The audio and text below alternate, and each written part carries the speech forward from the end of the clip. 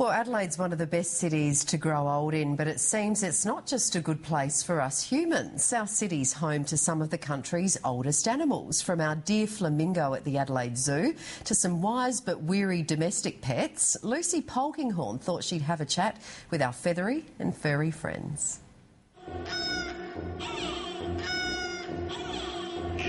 The way to our heart. Imagined it chatting with a chimpanzee. If only we could, what a tale they would tell. Especially those as old as this greater flamingo. At 78, she is fighting fit. She looks as good as she did 10 years ago, so there's probably no reason why we didn't expect her to live for a few more years. But it hasn't always been smooth sailing. He'd obviously been hit across the beak with something. His beak was bleeding, he's blind in one eye. The reaction was one of shock, horror, anger, sadness, because we really didn't expect that people would be so stupid, so heartless. 2 years on from the brutal bashing, this exotic bird is back on her feet. She's doing really, really well. Gert Skipper looks after Adelaide Zoo's oldest resident. And what's even more impressive... This is the oldest recorded living captive flamingo in the world. Flying well past her life expectancy. Adelaide Zoo has proved it's a good place to grow old. Brutus and Susie have grown since their arrival in 1975, making up a large part of the zoo's geriatrics. 46 and 44 years of age is quite long in hippo age, actually. Warrawong Zoo is the proud home to Adelaide's oldest kangaroo. About 18 years ago he came in here, so he's around 18. They do live up to about 20 years. Big Boy managed to escape a cruel fate.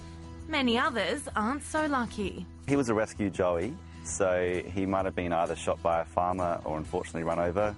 The mother was run over and Big Boy was rescued from the pouch. The closest relative to humans is the playful chimp. Boyd may be one of the newest additions to the Monarto Zoo, but he is also the oldest.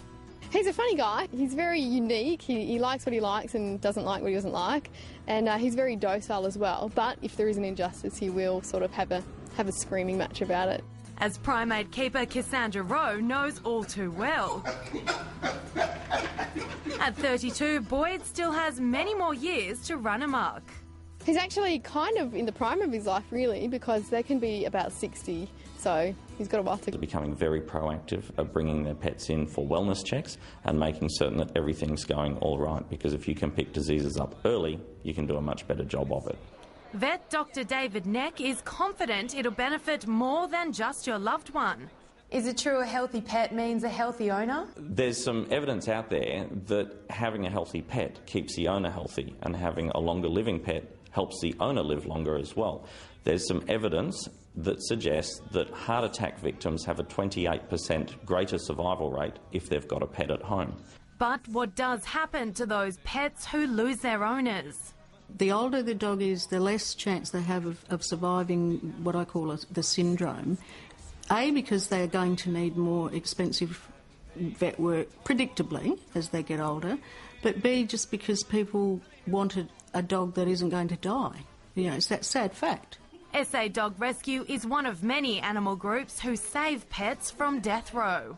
The sad truth with that, Lucy, is that they do end up in pounds and in other shelters.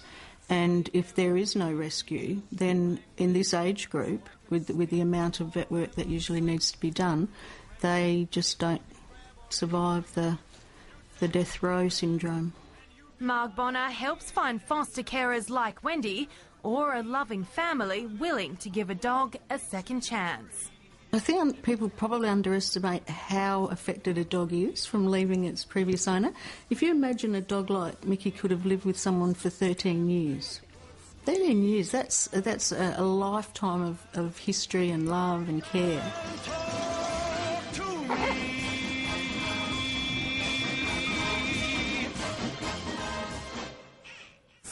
Sweet little things, aren't they?